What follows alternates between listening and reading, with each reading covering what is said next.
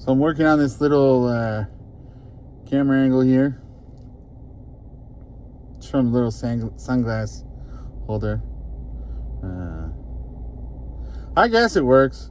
I mean, I'm trying to hide what my company shirt, because we're not supposed to make social media like in our uniforms or something. But yeah, working on a little nonprofit. So before work and after work, I work on stuff for my website.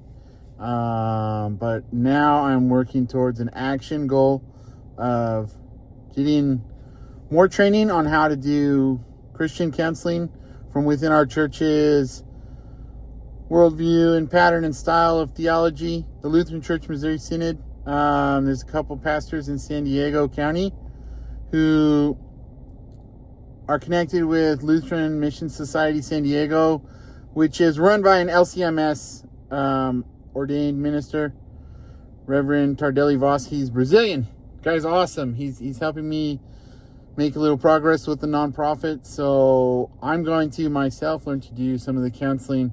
And to this point, I've been just looking at it as an administrative role of mine inside the nonprofit, finding people to do paralegal work for attorneys, and then seeking out people who are different types of certified Christian counselors and psychologists and psychiatrists to actually counsel victims of human trafficking who are rescued by private investigators. So there's a whole gamut of work that needs to be done for people. They just need help with resources. They need people to apply for things for them. Sometimes there's lawsuits. Sometimes they get themselves charged with crimes after being rescued because they deal with things with alcohol and drugs. So I, having had my training in criminal defense paralegal at the University of San Diego, as an intern there, I did criminal defense work. Then I got out and did legal document assistance and civil litigation work for different attorneys, like as an outsourced contract paralegal, freelancer, I guess.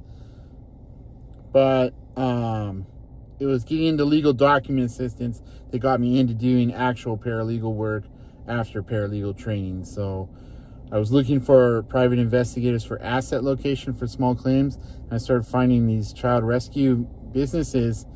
And so on my website, the last 3 blogs I posted are about how runaway, quote unquote runaways, are not actually always, they're not really runaways. They're usually lured into something pretty quickly. They might have some problem at home and go somewhere thinking they're going to be somewhere for a day, and then people invite them to their house or give them drugs and then take them somewhere.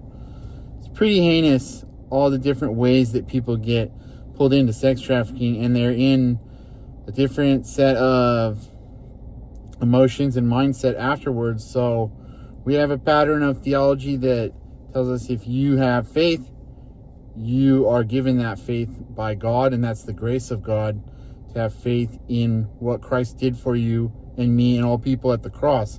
He saved us at the cross and then gives us faith, and then gives us more word to grow. The ministry of the word and sacrament, receiving communion, helps us have a physical experience with God's forgiveness as well. So that's how we grow in our faith.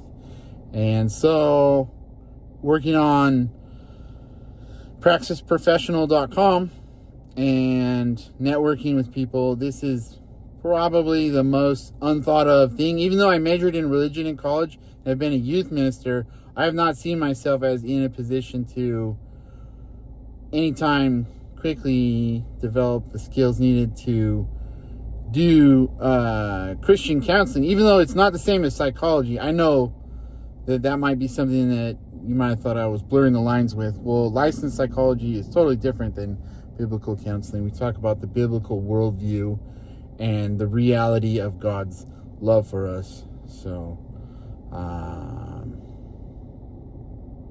yeah, I'm pretty happy about it. I made a 3-part series in the blog. I was about to say it's about runaways being not really runaways, and there are some telltale signs that parents can watch out for. So I know a lot of people don't always have the greatest situations.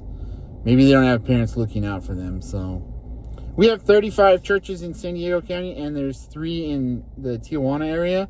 And so there's a lot of human trafficking that goes around across the border right there. And we're hoping to start contacting different private investigators to see which ones of their people who they've rescued we can start to help, start to do counseling for, and maybe see if there are other resources that they qualify for. But yeah, I'm here at the bank. I have a day job until I can get everything all the way off the ground. I bankroll everything with a job as an armed bank security guard. It's called bank protection officer. So I was in the Marine Reserves. I got out 15 years ago. This is my first weapons-based job. Since then, it's not the same as military weapons space. We have a pistol. It is very unlikely that we'll ever use it, but it's part of the whole thing. It's just possessing one and qualifying to use it, doing training.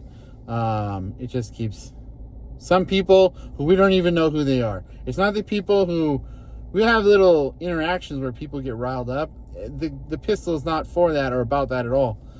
We use only our voices and just document things and stay away from escalating situations.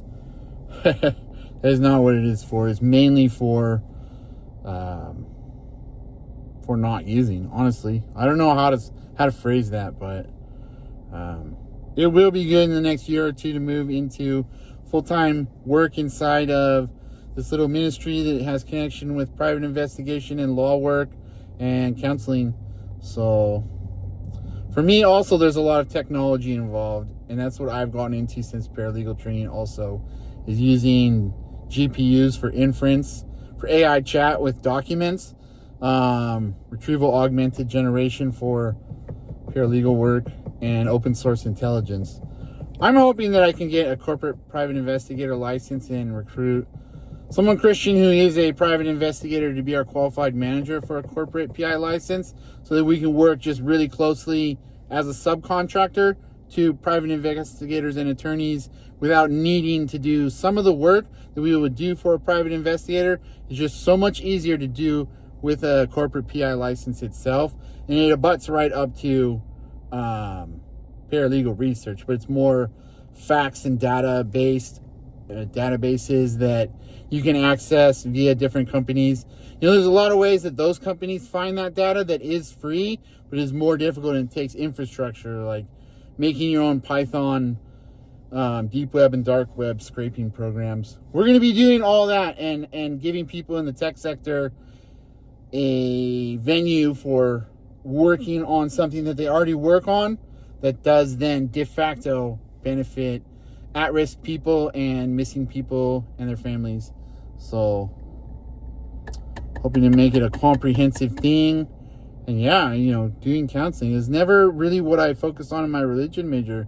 We argued a lot. We did systematic theology, apologetics, hermeneutics, all these things. Other than, counseling for me, kids would tell me things and I'd just be their friend, and we'd go do things. We go to the beach or go skateboarding as a group of people, take a whole truckload of kids to play video games, and then they just like doing the events, and then you tell them about the message of God's love for them from the scripture. That is still ministry and counseling. Kind of happens organically for a lot of people. They don't necessarily need something more, but human trafficking, it is still serious. I don't think it's a lighter thing, because Reverend Voss has pointed out that maybe I can get up to speed doing some of the counseling inside of our LCMS pattern. Looking forward to it. I don't know how long it's going to take, but I'm gonna learn some new things and maybe recruit some new people. We have Concordia University just up in Irvine, so I know a lot of the students there study different things that I'm hoping we can provide volunteer opportunities and maybe some paid positions. Definitely we're going to have a few paid positions. 2, 3, 4 full-time positions is what will really make what we're doing more operational. So That's today's vlog. I gotta get off the vlog and clock in. Protect the bank.